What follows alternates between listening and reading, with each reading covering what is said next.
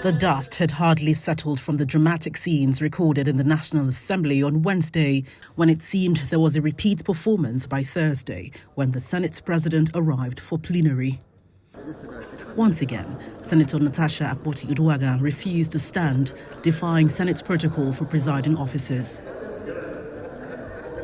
At the start of plenary, tensions rose slightly as the Senate Chief Whip called out the Kogi lawmaker for repeatedly violating the rules. I have to send one of the sergeant-at-arms to her that her conduct is in breach of this rule. So I am urging the indulgence of Senator Natasha to please observe our rules. Armed with another document, the Kogi lawmaker seeks permission to resubmit a petition alleging sexual harassment against the Senate President, which was dismissed on Wednesday for procedural irregularities. This time it is signed by her constituents. And the petition is against the President of the Nigerian Senate, Senator Godswill Akpabio, for sexual harassment, abuses of office, and malicious obstruction of legislative functions of distinguished Senator Natasha Akpoti-Uduaghan. So with your kind permission, may I please lay this petition? Is there any legal impediment? Please proceed to lay the petition.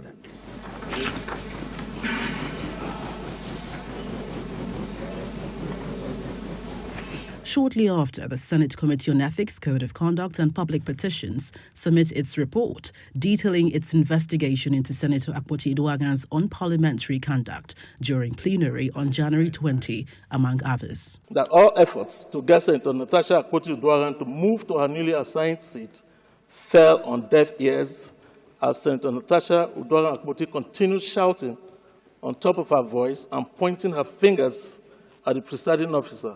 Recommendations contained in the no less than 6-page report read by the chairman include a 6-month suspension. Lawmakers immediately launch a debate into the findings.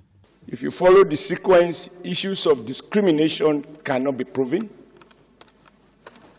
It is actually the opposite, that under your leadership, distinguished Senator Mrs. Uduaghan can claim victimization based on facts.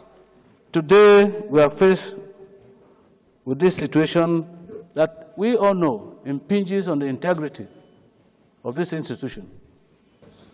We want to ask if it is convenient for the Senate and Mr. President that the 6 months punishment for suspension be reduced to 3 months. My advice and appeal to her will be that she spends her period of suspension to read and learn our rules very well. Prayer 1. That the Senate do suspend Senator Natasha Akpoti-Uduaghan for 6 months for a total violation of the Senate Standing Rules 2023 as amended, for bringing the presiding officer and the entire Nigerian Senate in general to public opprobrium. With effect from 6th day of March 2025, from all legislative activities forward. Those in support of prayer 3 say aye. Aye. Those against say nay. The ayes have it. Contrary to the majority decision, the Senate President rules in favor of leniency if a written apology emerges.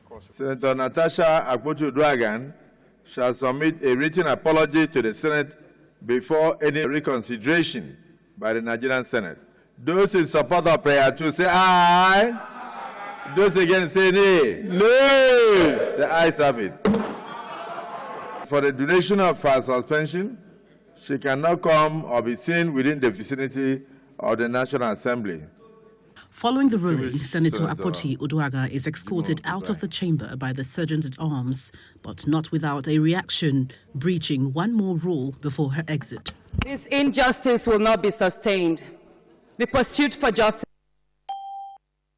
A total number of 30 members of the Senate Committee on Ethics, Code of Conduct and Public Petitions endorsed the recommendations that has led to the eventual suspension of Senator Akpoti-Uduaghan, who was sworn in 16 months ago. This would be the third suspension under the 10th Assembly. It is now unclear whether the senator would tender a written apology to her colleagues or not.